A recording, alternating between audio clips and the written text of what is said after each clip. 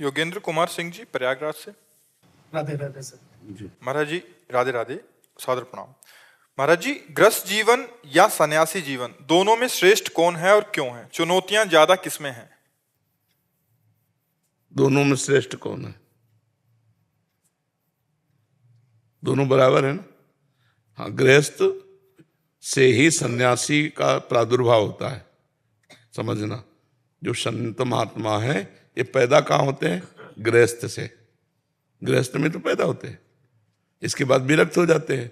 विरक्त होने के बाद इनका पेट पोषण कहाँ से होता है? गृहस्थों से।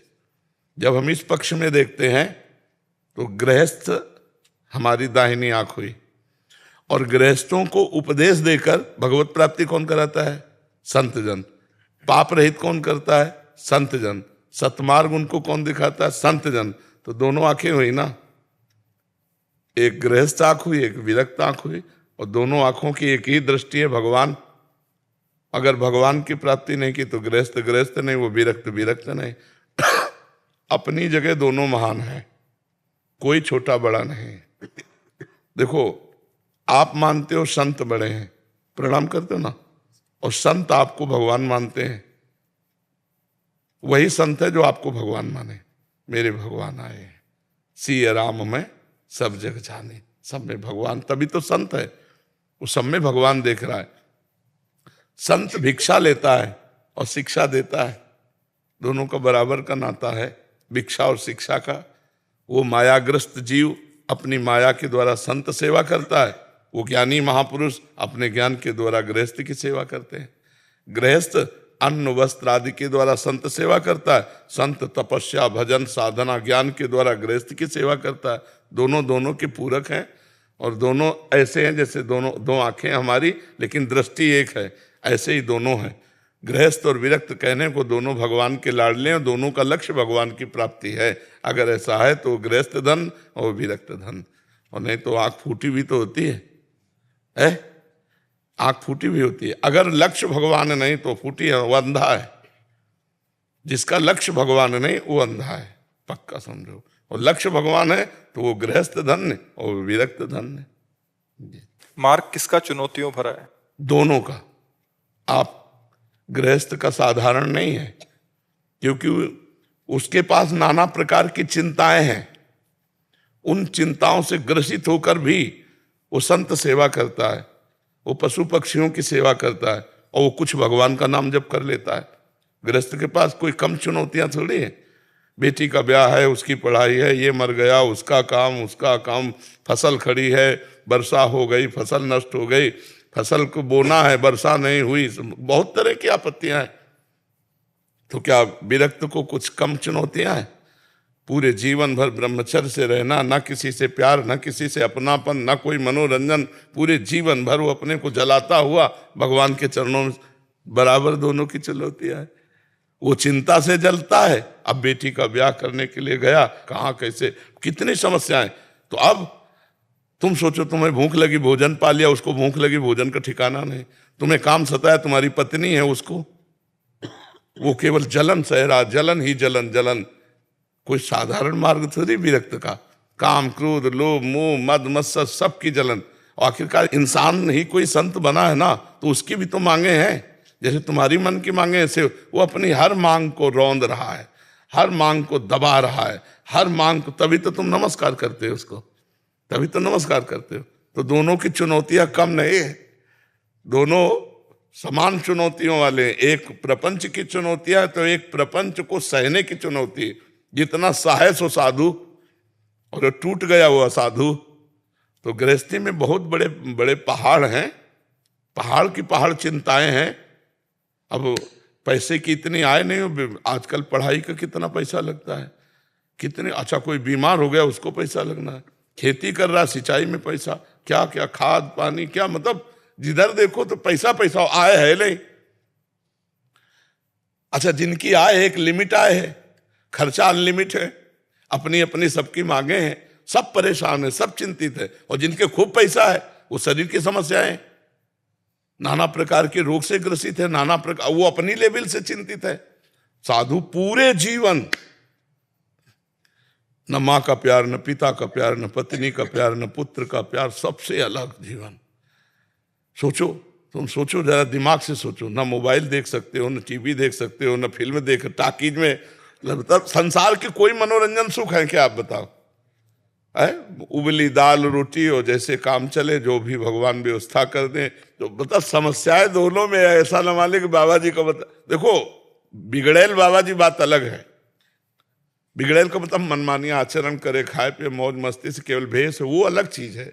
सच्चाई से अगर मार्ग में चला जाए तो खाने की धार है, तलवार की धार पे चलना है, हर समय जलना है, हर समय जलना है।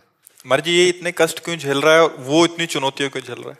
क्योंकि भगवान ने हमको जन्म दिया है, अपने अपने कर्तव्य का पालन करके हमें भगवान तक पहुंचना है। अब जैसे आर्मी में जाना है तो इतनी दौड़, इतनी ऊंचाई, इतनी लंबाई, वो पूरा से पूरा सेट होना पड़ेगा, स्वस्थ होकर के फिर आपको जाना पड़ेगा। ऐसे परम पद भगवान की प्राप्ति करनी है तो ये सब करना पड़ेगा। तो वो गृहस्थ कैसे करे?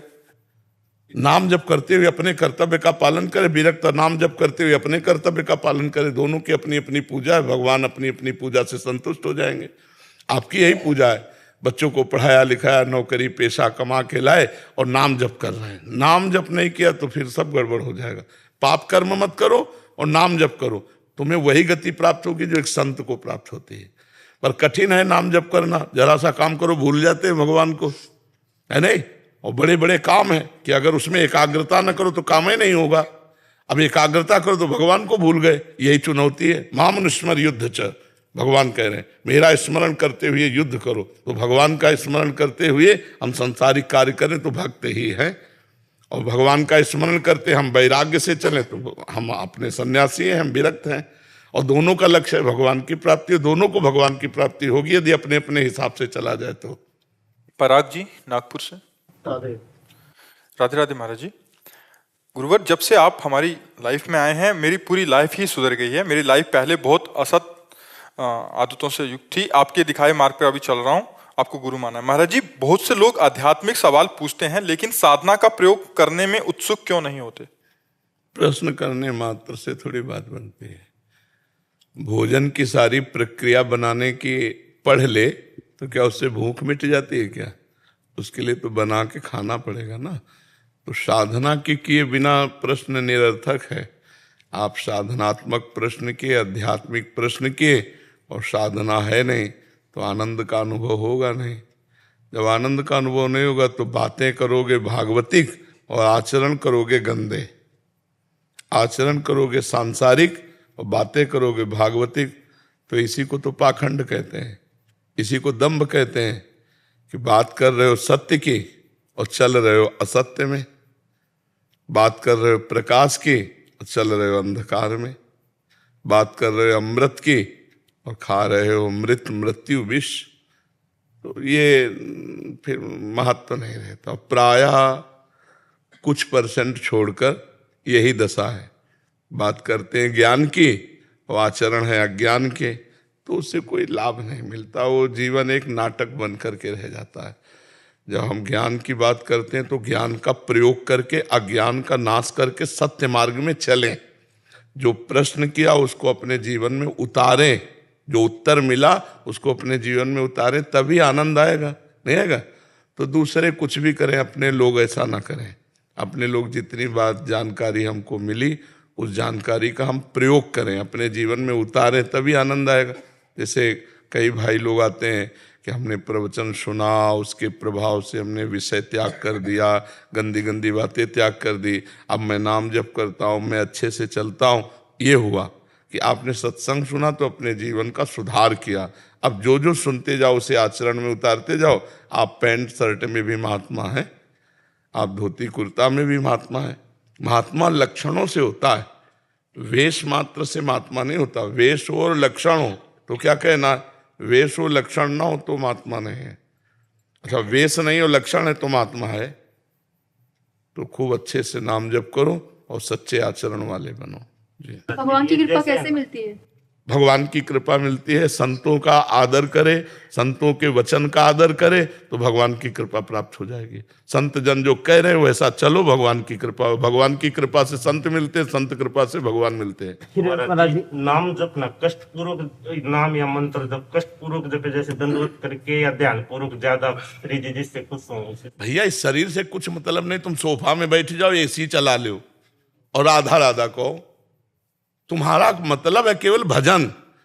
अच्छा, अब शरीर में हमें पीड़ा हो रही, मान लो हम ऐसे कठोर में बैठे हैं, तो हमारा चित्त भजन में है या पीड़ा में है? तो फिर हमारा भजन तो अधूरा हो गया ना। भक्ति बहुत मृदुल है, मृदु आचरणों से प्राप्त होती है। हमें भगवान के चिंतन में डूबना है। हमारा पैर समेटने से दर्द होता है तो हम पैर फैला लेते हैं। अब हमारा पैर का चिंतन तो गया ना, पैर फैला लिया आराम से। अब राधा राधा राधा राधा राधा राधा राधा, हमारा लक्ष्य है भगवान का ध्यान, नाम का ध्यान करना। वो जैसे भी नाम का ध्यान हो, इस बात को समझ लेना। जो नाम सुने और नाम जपे और भगवान के मार्ग में चल दे, तो जब पुत्र के बहाने नारायण बुलाया तो भगवत प्राप्ति हो गई। हम राधा राधा कहेंगे, नारायण नारायण जानबूझ के नारायण को पुकारेंगे, हमें भगवत प्राप्ति नहीं हो जाएगी। जब मरा मरा कह करके ब्रह्म ऋषि हो गए तो हम राम राम कह के ब्रह्म ऋषि नहीं हो जाएंगे, हम भगवान को नहीं प्राप्त कर लेंगे। ये बात समझना है। हमें लूटने का अवसर मिल गया। राधा राधा राधा नाम सुधा रसम रसितुम, जो बात भगवान ने बड़ी कृपा की कि मुझे सच्चा मार्ग मिल गया। सबको ये मार्ग नहीं प्राप्त होता, शास्त्रों में है, लेकिन सबको स्वभाव के अनुसार हो जाता है, अलग अलग सबको जाता है। नहीं, बाजार में बहुत सी चीजें हैं, लेकिन सब चीजें थोड़ी हम खरीदते हैं, अपने मनोनुकूल चीजें खरीदते हैं। ऐसे शास्त्र में सब मार्ग हैं, अपने मनोनुकूल लोग मार्ग में चलते हैं। बड़ा कोई कृपा पात्र होता है तो भगवान के इस मार्ग में आता है। संकेत जाजू जी औरंगाबाद से। श्री हरिवंश।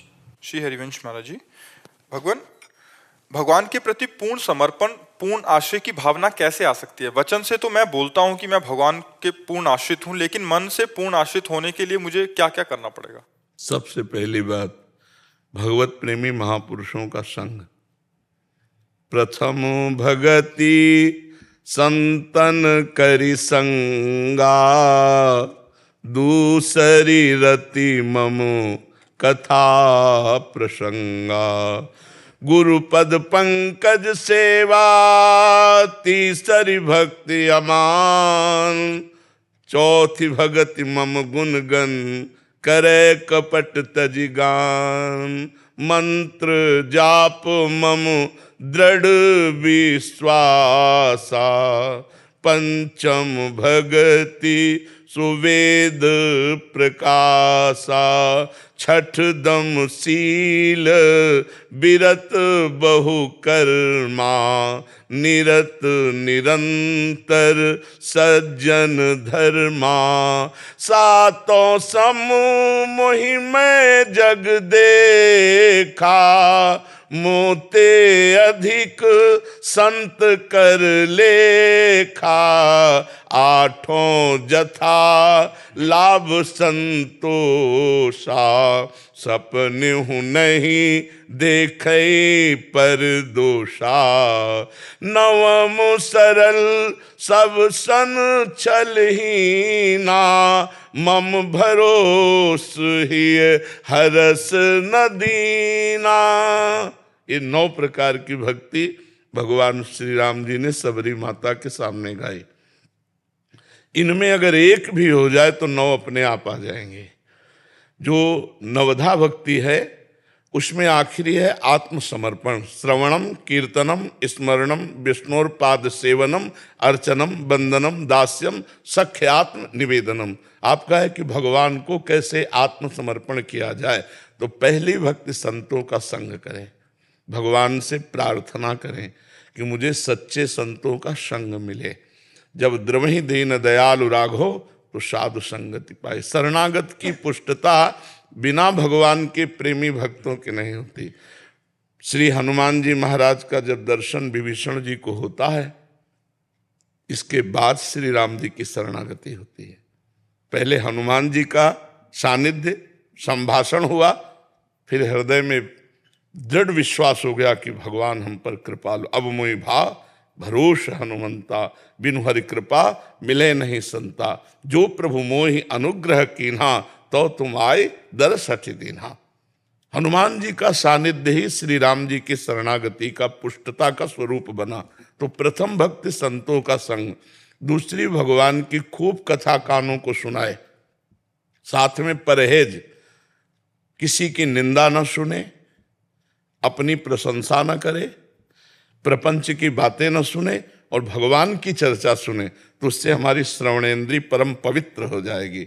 वाकेंद्री हमारी भगवान के नाम का कीर्तन, दूसरों की प्रशंसा भले कर दे, निंदा ना करे किसी की, अपनी वाणी से भगवान के नाम का जप, भगवान की लीला कथा कहना, इससे हमारी रसेंद्री वाणी पवित्र हो जाती है। इसमें दो हैं, रसेंद्रिय और वाकेंद्री, एक कर्मेंद्रिय एक ज्ञानेंद्रिय। और भगवान का भोग लगा करके हम प्रसाद पावें तो हमारी रसेंद्री पावन हो जाती है। नेत्रेंद्रिय से हम सब में भगवान का दर्शन करें, लेकिन संतों को भगवान से भी अधिक माने तो हमारे हृदय में परम पवित्र प्रेम का प्रकाश हो जाएगा।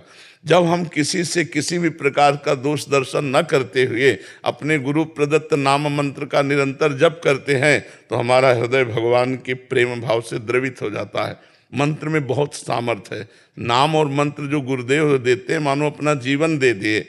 और गुरु चरणों की भक्ति मान रहित होकर के करे, कपट तज करके भगवान की लीलाओं का गान करे, दृढ़ विश्वास करके मंत्र जप करे, शीलवान, धैर्यवान, चरित्र पवित्र और भगवत भक्तों का संग भगवान की प्राप्ति के लिए बहुत है। इतना है, और जो आगे सब वो अपने आप आ जाएगा। हर्ष दैन्यता का त्याग करके भगवान पर दृढ़ भरोसा रख करके जब हम जो भी कार्य करते हैं सब भगवान को समर्पित कर देते हैं तो धीरे धीरे आत्मसमर्पण की स्थिति आ जाती है। शरीर समर्पित, वाणी समर्पित, मन समर्पित और स्वयं समर्पित। तनुवांग मनोभिर अमलय सोहम त्वयिवाश्रिता। शरीर, वाणी, मन और स्वयं अर्थात अहम सहित समर्पण हो गया। समर्पण ही सिद्धि है। अब वो रात दिन भगवान के चिंतन में भगवदाकार डूबा हुआ है, संसार का चिंतन छूट गया। यही तो जीवन मुक्त महापुरुष की स्थिति है। न मान, न मोह, न मद, किंचन मात्र दोष नहीं रह गया। और हर समय बस नाम चल रहा है, रूप चल रहा है, मंत्र चल रहा है, भगवान का चिंतन चल रहा है। कभी रो रहा है, कभी भगवान के चिंतन में हंस रहा है, कभी भगवान की लीलाओं का चिंतन करके डूब करके मानो समाधि को प्राप्त हो रहा है, कभी नृत्य कर रहा है। ये सब दशाएं महान भागवत के हृदय में जागृत हो जाती हैं। तो आप खूब नाम जप करें, पवित्र आचरण करें, संतों का संग करें और जो कर्म करें वो भगवान को समर्पित कर दें। इसी से भक्ति जागृत हो जाएगी। अवध बिहारी दास जी, राधे राधे महाराज जी, आपके चरणों में कोटि कोटि नमन। जय जय राधा वल्लभ श्री हरिवंश। महाराज जी, साधक को ऐसे कौन से साधन करने चाहिए जिसके फलस्वरूप उसके हृदय में सबके प्रति प्रेम, समानता और सुख दुख में समान रहने का भाव आए? सबको देख करके भगवान की भावना करनी चाहिए। मत्ता परतरम नान्यत किंचिदस्ति धनंजय। हे धनंजय, मेरे सिवा कोई नहीं है। तो हमें स्त्री दिखाई दे रहा, पुरुष दिखाई दे रहा, अच्छा दिखाई दे रहा, बुरा दिखाई दे रहा है, तो हमको चाहिए कि सब में पहले भावना करें कि ये पुरुष तो दिखाई दे रहा है लेकिन इसके हृदय में परम पुरुष भगवान बैठे हैं। ये स्त्री तो दिखाई दे रही है लेकिन इसके हृदय में भगवान बैठे हैं। और मन से हम उसको प्रणाम करें या अभ्यास करें, सब में भगवान है ऐसा देखने का अभ्यास करें। भगवान तो है ही, सर्वम खलमिदम ब्रह्म ने नानास्ति किंचन। जड़ चेतन जग जीव जत सकल राम मैं जानी। बंदों सबके पद कमल सदा जोरी जुगपान। सब में भगवान का और ये दर्शन करने की टिकाऊ स्थिति तभी आएगी जब भजन होगा। अगर खूब डट के भजन नहीं हुआ तो आप सोचोगे कि इनमें भगवान है लेकिन उनके दोष दर्शन आ जाएंगे। ये भगवान कैसे हो सकते हैं? तो वो रोल नीचता का कर रहा है लेकिन है उसमें भगवान। स्वांग तो खलनायक का कर रहा है लेकिन बहुत अच्छा आदमी है। ऐसे ही नीचता का रोल हो रहा है, सतोगुण, रजोगुण, तमोगुण, पर सच्चिदानंद भगवान है अपनी माया के द्वारा ऐसा कभी तामसिक वृत्ति दिखा रहा है, कभी राजसिक वृत्ति दिखा रहा है, कभी सात्विक, और वो गुणातीत है।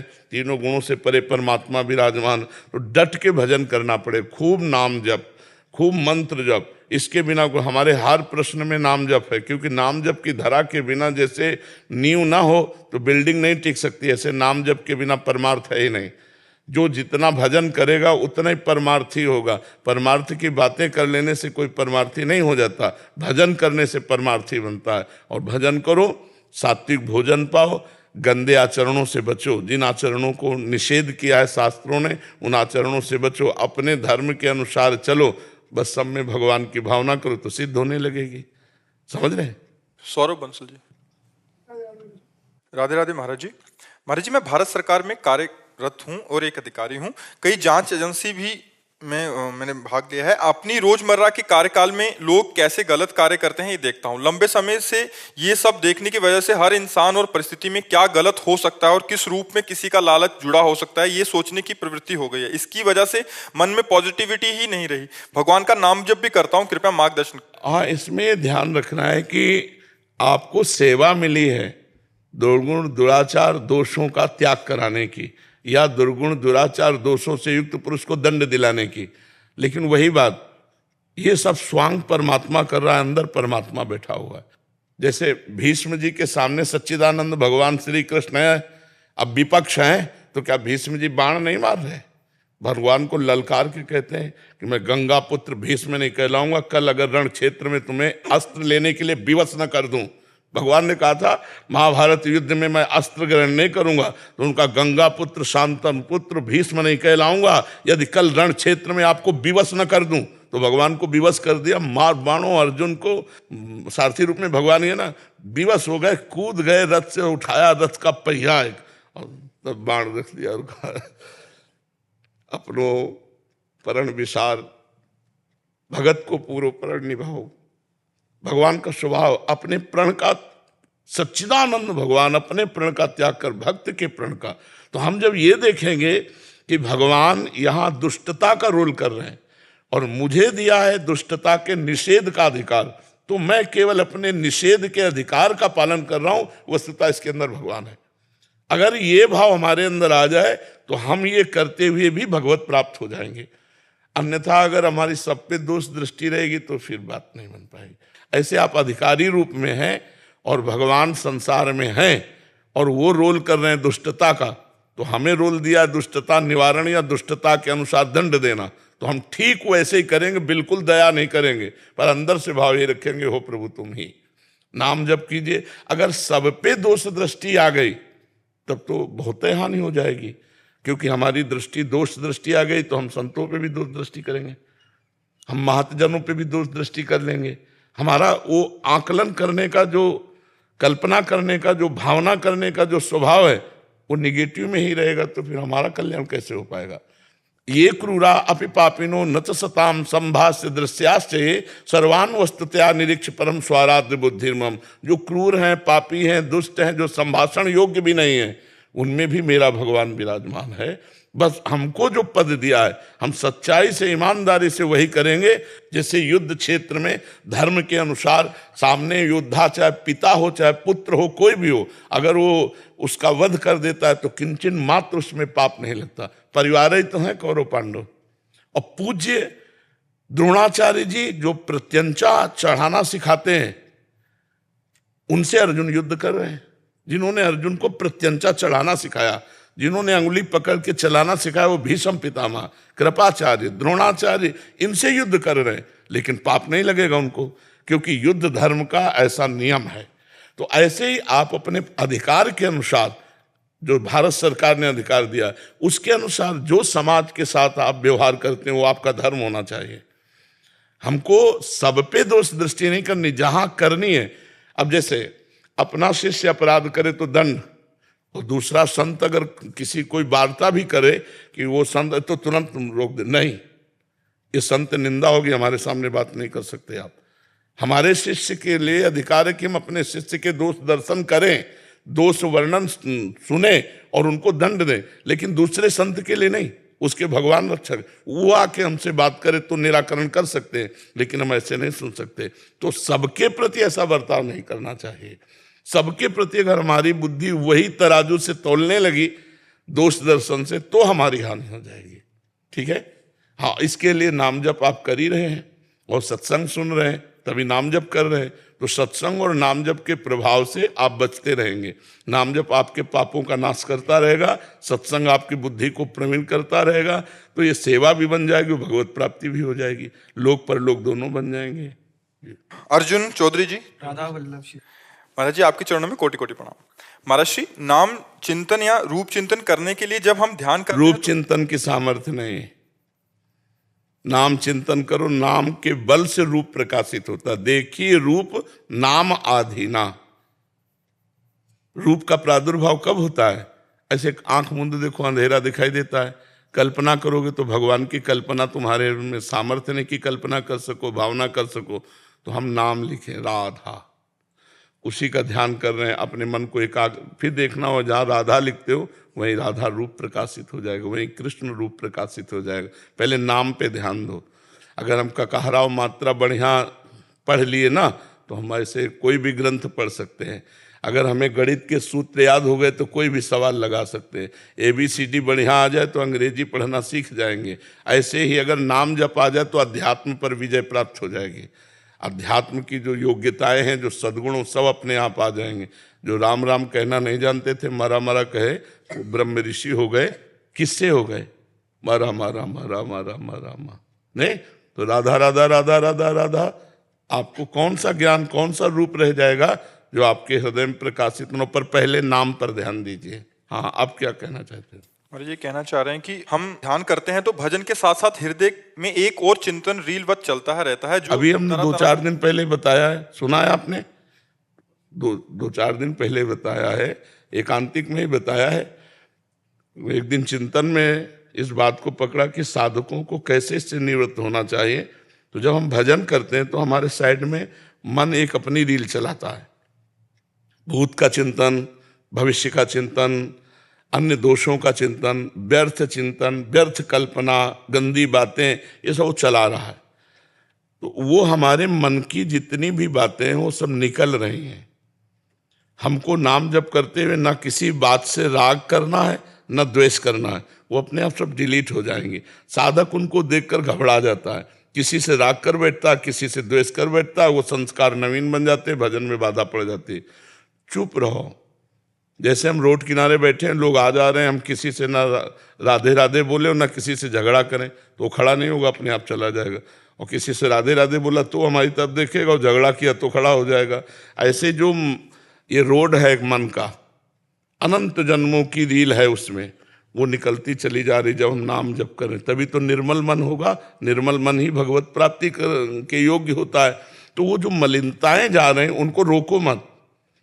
वो अपनी भावना दिखाएंगी, सुख, लोभ या दुख, किसी का द्वेष का चिंतन होगा तो जलन, बिल्कुल नहीं, शांत रहो। जलन उसी मन में हो रही, आप में नहीं। आप दृष्टा हैं, आप आत्मस्वरूप हैं, इतना तो समझिए। आप मनुष्य नहीं हैं, आप मन नहीं हैं, तो आप उसको सह जाएंगे। अगर आप मन बनेंगे तो आप जलने लगेंगे, भजन छूट जाएगा। लगेगा यार जब भजन करो तो और ज्यादा गंदी बातें आती है, तो वो आती नहीं है, वो मन से निकलती हैं। ठीक है, धैर्यपूर्वक भजन करो।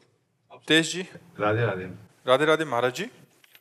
महाराज जी, संसार में रहते हुए कैसे आंतरिक और बाहरी स्थिति में बैलेंस करें? नाम जब भी पुष्ट हो और माया का खेल भी खेलते रहें। माया का खेल भगवान की सेवा समझकर खेलते रहोगे तो पार हो जाओगे। माया को माया समझकर तो फांस लेगी। माया का खेल अगर मतलब माया समझकर मनोरंजन करोगे तो फंस जाओगे, निकल नहीं पाओगे। माया का खेल भगवान की सेवा समझकर, पत्नी पुत्र परिवार नाथ सकल संपदा तुम्हारी, मैं सेवक समेत सुत नारी। अब सेवा करो।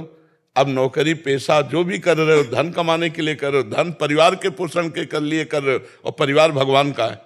अब वो माया का खेल तुम्हें बांधने वाला नहीं होगा। अगर उस खेल को तुम माया समझकर भोगने के चक्कर में पड़े तो फंस जाओगे।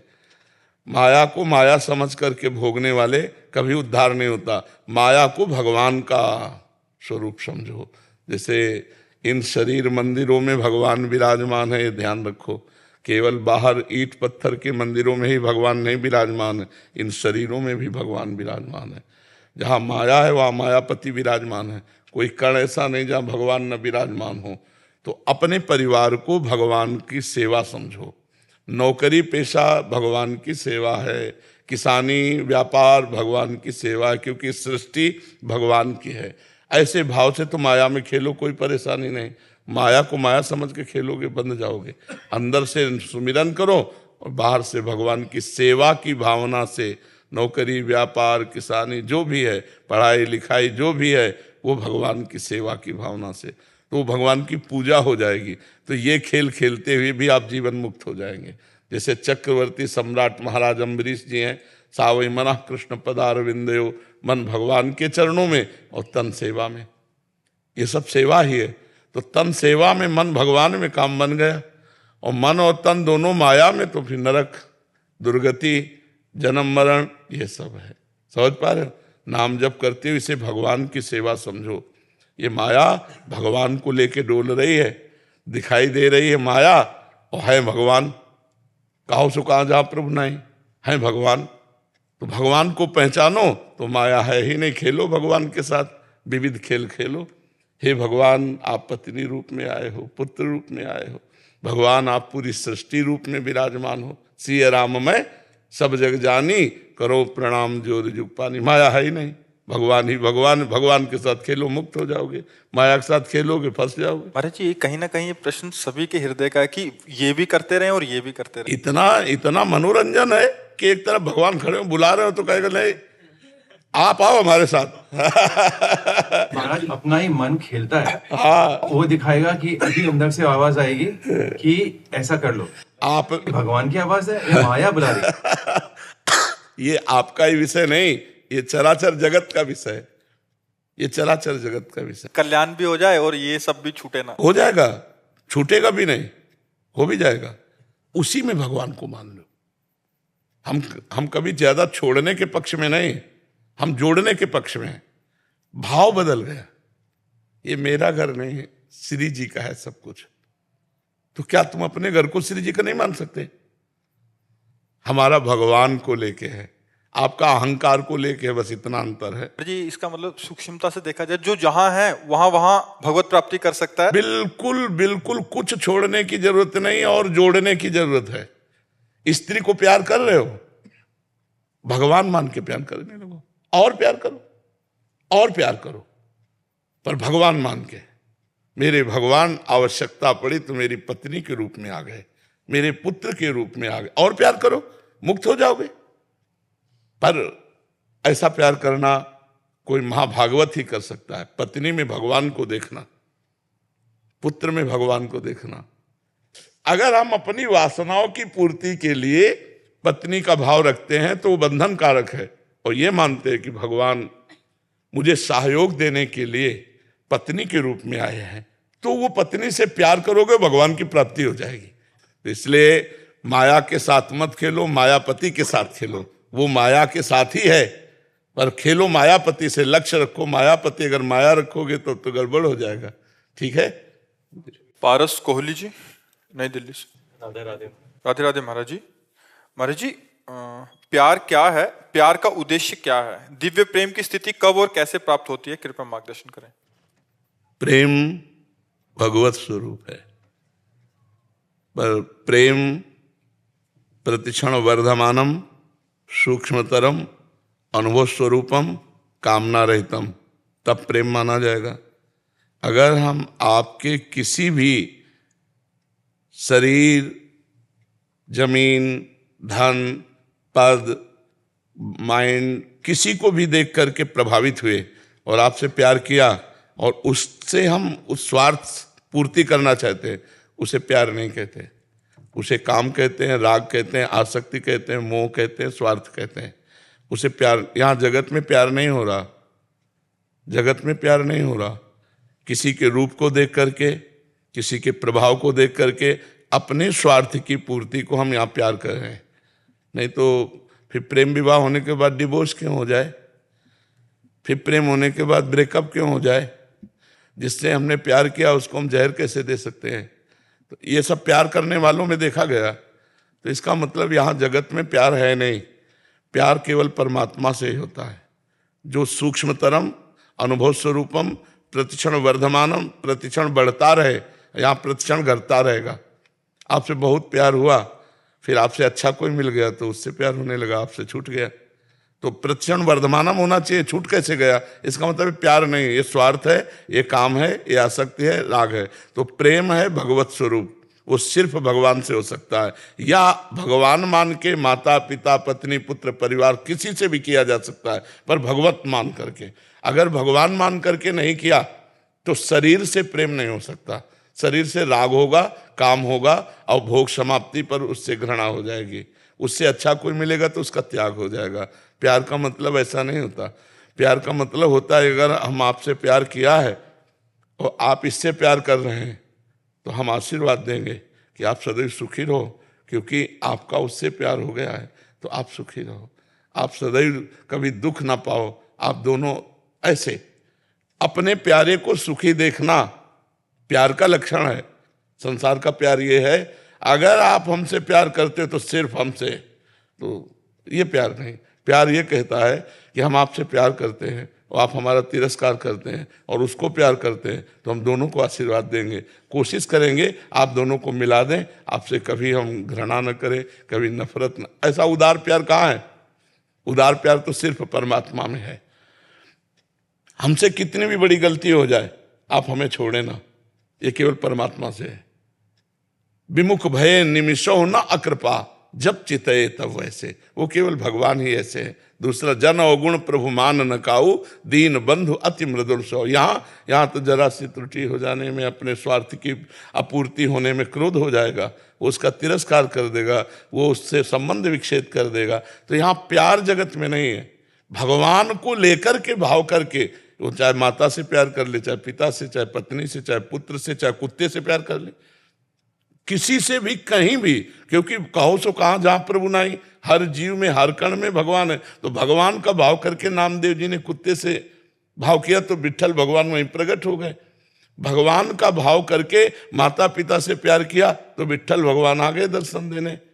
तो हम अगर भाव करें परमात्मा का तब तो उसे हम प्रेम शब्द देंगे, और अगर भाव परमात्मा का नहीं है तो वही प्यार जो तुम कर रहे हो वो स्वार्थ है, वो काम है, वो आसक्ति है, वो राग है। प्रेम इतना महान है कि जितने ग्रंथ पंथ हैं सबके ऊपर विराजमान है। पोथी पढ़ी पढ़ी जग मुआ, पंडित भया न कोय, और ढाई आखर प्रेम के पढ़े सो पंडित होए। कबीरदास जी कह रहे प्रेम अगर आ गया तो सब ज्ञान, पंडित माने होता है ज्ञानी, सब शास्त्रों को पढ़ लिया लेकिन प्रेम नहीं आया तो पोथी पढ़ी पढ़ी जग मुआ, पंडित भया न कोय, ढाई आखर प्रेम के पढ़े सो पंडित होए। और वही प्रेम दिव्य होता है, और प्रेम परमात्मा को अव्यक्त से व्यक्त कर देता है। जब भगवान शंकर और गौ ब्रह्मा देवता सब की रावण के अत्याचार से पृथ्वी दुखित हो रही थी, तो कहाँ चला जाए, कैसे भगवान को पुकारा जाए, तो भगवान शंकर ने कहा, ते समाज गिरजा में रहू, अवसर पाई बचन एक कहू, हरि व्यापक सर्वत्र समाना, प्रेम ते प्रगट होए मैं जाना। भगवान प्रेम से प्रकट हो जाएंगे, सर्वत्र विराजमान है। पर वो प्रेम बिना नाम जप किए, भगवत सेवा किए, भगवत लीला कथा सुने, बिना सच्चे आचरण वाला तपस्वी बने, वो प्रेम हृदय में प्रकाशित नहीं होता। ये सांसारिक राग हो जाएगा, प्रेम नहीं होगा। प्रेम दिव्य होता है और प्रेम प्रतिक्षण बढ़ता रहता है, और प्रेम में कभी पूर्णता नहीं होती। छिनई घटे छिन बढ़े सो तो प्रेम न होए, अघट प्रेम पिंजर बसे प्रीति कहावे सोए। और जब प्रेम आ जाता है तो अपना प्यारा अपने नेत्रों में बस जाता है, इतने नजदीक हो जाता है कि पी मूर्ति नयनन बसे ते रस रहाय समाय, ये लक्षण सुन प्रेम के और न कछु सुहाय, और न कछु सुहाय फिरे अपने रस मातो, कुटुम देहते जाए छूट सब ही विधि नातो, जा जा पिए की बात सुने खोजत तिन गैनन, हित ध्रुव छिन छिन ले प्रेम जल भरी भरी नैनन। अपने प्यारे की याद करके वो रोता रहता है, उनके विरह में तड़पता रहता है। तो क्या प्रेमी का मिलन नहीं होता? बोले तन मन के बिछुड़े नहीं, वो शरीर के समीप है, मन भी उसी के पास है, पर चाह बढ़े दिन रैन, ऐसी प्रीति बढ़ गई है कि उसे भारी व्याकुलता हो रही है। प्रेम में कभी तृप्ति नहीं होती, प्रेम में कभी पूर्णिमा नहीं होती। इतना भूख बढ़ जाती है अपने प्रीतम की कि समीप रहते हुए भी दूरी के चिंतन की भावना मात्र से वो व्याकुल हो जाता है। गले से लगा है, कहीं ये दूर ना हो जाए, ऐसी संभावना मात्र से उसके प्राण व्याकुल हो जाते हैं। तन मन के बिछड़े नहीं, चाह बड़े दिन रैन, कबों संजोग न मानहि, देखें भरी भरी नैन। अद्भुत चरित्र प्रेम का है। खूब नाम जप करे, भगवान की शरण में हो, भगवान की लीला चरित्र सुने, परोपकार करे, तो इसके प्रभाव से प्रेम प्रकट हो जाएगा। समझ पा रहे हैं हम? महाराज जी, आप तो हमारे नैनों में बस गए हैं सब। हमको इतनी आपकी फिक्र होती है कि क्या बताएं। हाँ, प्रेम का यही स्वभाव होता है। प्रियतम की प्यारे की फिकर होला, यही प्रेम का स्वभाव होता है। और प्रेम का ये प्रभाव होता है कि ये समझ में नहीं आता है कि ये सच्चिदानंदमय है या कुछ नहीं, वो मेरे हैं। और हमेशा लगा रहता है कि कब आए और कब आपके दर्शन मिले महाराज जी। महाराज जी, आप एलिन इंस्टीट्यूट के सारे टीचर हैं और कहते हैं बच्चों को पढ़ाते हैं और अध्यात्म के रास्ते पे आपका सुन के चल भी रहे हैं महाराज जी। क्या एक वैसे बच्चों को जो है ना, थोड़ा आध्यात्मिक शिक्षा भी देना अनिवार्य है, क्योंकि बिना आध्यात्मिक शिक्षा के, जैसे ब्रह्मचर्य है, ये आध्यात्मिक शब्द है, और इसके बिना हमारे बच्चों की बड़ी दुर्दशा हो रही है। क्योंकि हमारे पास बच्चे आते रहते ना, जैसे हस्त क्रियादि हस्त मैथुन आदि के द्वारा बच्चे बच्चियां बहुत दुर्दशा को प्राप्त हो रहे हैं। बॉयफ्रेंड, गर्लफ्रेंड, व्यभिचार, नशा, ये सब हमारे जो भारत के भविष्य हैं नवीन बच्चों में बढ़ रहा है। तो हमें प्रार्थना करनी है आप लोगों से कि आप गुरु पद पे हैं, आप टीचर पद पे हैं, तो आप बच्चों के चरित्र निर्माण पर भी ध्यान दीजिए। नहीं, जैसे वो किसी ने कहा कि जिसका धन गया उसका कुछ नहीं गया, जिसका स्वास्थ्य गया उसका कुछ गया, लेकिन जिसका चरित्र गया उसका सब कुछ गया। नहीं कहा जाता है? अंग्रेजी में क्या कहा जाता है? Money is lost nothing is lost, if health is lost something is lost, if character is lost everything is lost. आज हमारे बच्चों में उल्टा हो रहा है। तो अब हमें चाहिए कि विद्यार्थियों का चरित्र निर्माण करें, क्योंकि उन्हीं में से कोई एमएलए बनेगा, उन्हीं में से कोई सांसद बनेगा, उन्हीं में से कोई मंत्री बनेगा, कोई डॉक्टर बनेगा, कोई मास्टर बनेगा। तो हमारे बच्चे ही भारत के हमारे भविष्य हैं। तो अगर उनका ब्रह्मचर्य परिपक्व है, चरित्र अच्छा है, कोई व्यसन नहीं, तो वो एकाग्रता पूर्वक अपनी पढ़ाई में लगेंगे, एकाग्रता पूर्वक वो जिस लक्ष्य को प्राप्त करना चाहते उसमें चल पाएंगे। ब्रह्मचर्य हानि से सबसे बड़ी हानि होती है, वो स्मृति पे फर्क डालता है, शरीर में प्रमाद पैदा करता है, आलस्य, सोने का मन करता है, कमर, घुटने, इनमें दर्द शुरू हो जाता है, बहुत खाने की प्रवृत्ति या बिल्कुल न खाने की प्रवृत्ति, मतलब जीवन को बर्बाद करने के लिए वे पूरा है।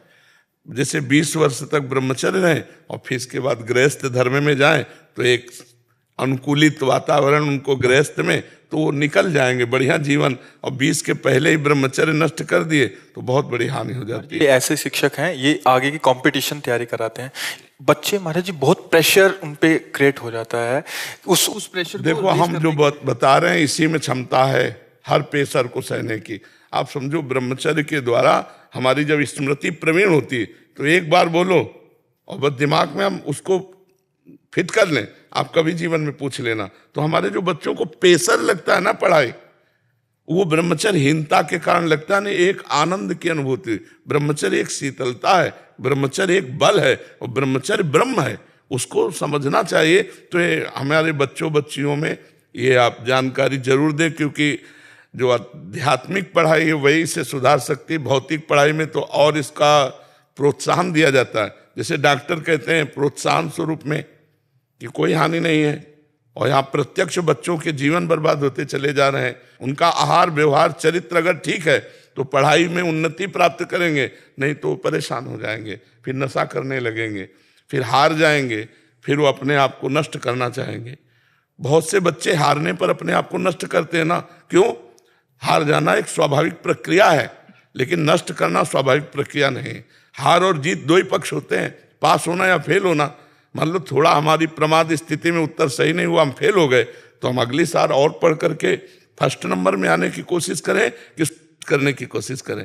तो ये बच्चों को संभालना है। पढ़ा तो आप रहे ही हैं, जिस विषय को पढ़ा रहे हैं बड़ी प्रवीणता से पढ़ाइए, क्योंकि वो सब में भगवान विराजमान। लेकिन ये जरूर चरित्र के विषय में क्यों, अब बताइए।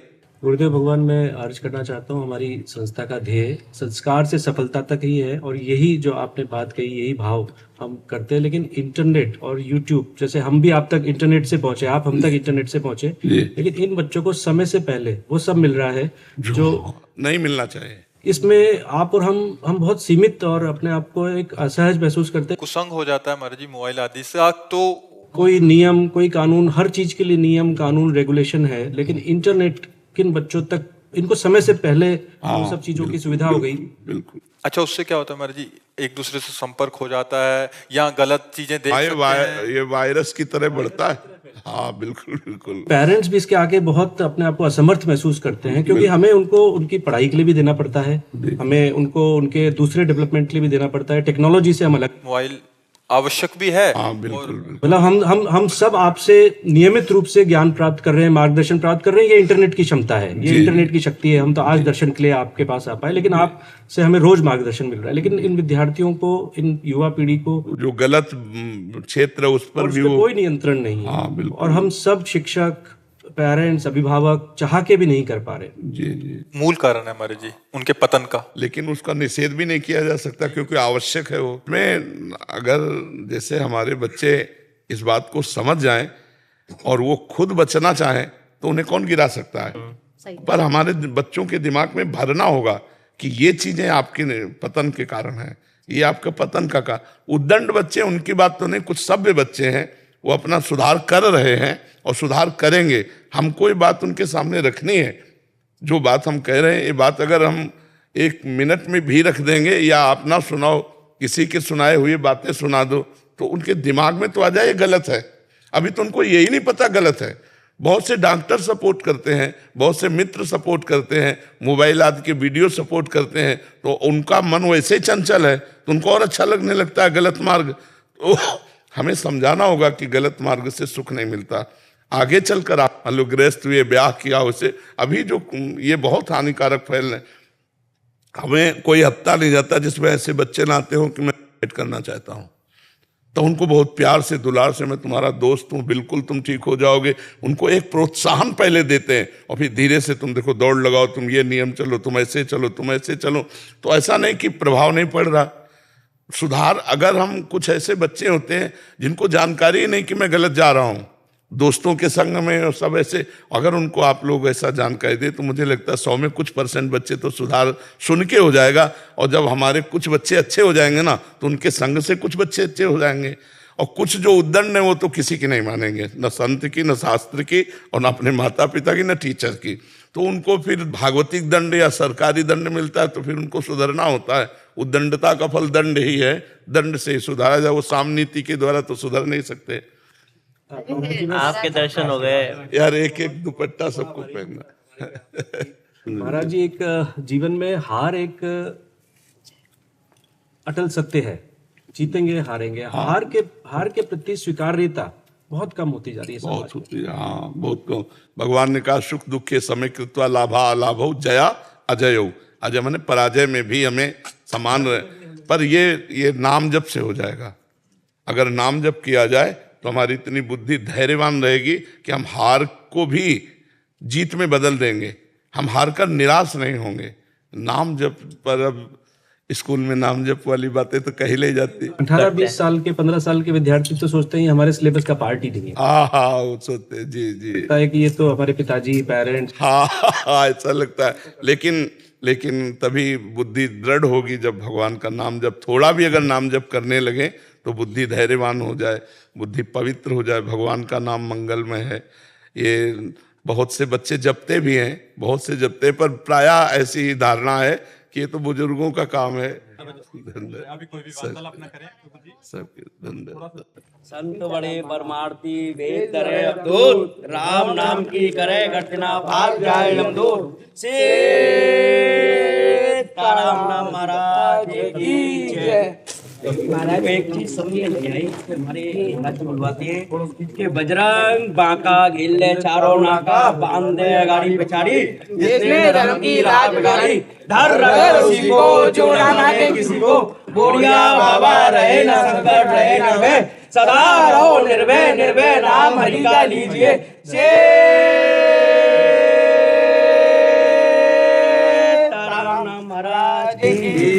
इसमें यूं क्यों कहते हैं धर रगर उसी को जो ना माने किसी को। हाँ, जो भगवत विमुख जन है उन्हीं को परेशान करो, उन्हीं को कष्ट दो। जो भगवत विमुख जन है उनको रोको, जो भगवान के भक्तों को कष्ट देते हैं। क्योंकि महावीर होला ऐसा कहते हैं, जो भगवान से विमुख है। बाबा लाला पे पता नहीं कहाँ जादू कर दियो है। 24 घंटा यूं ही के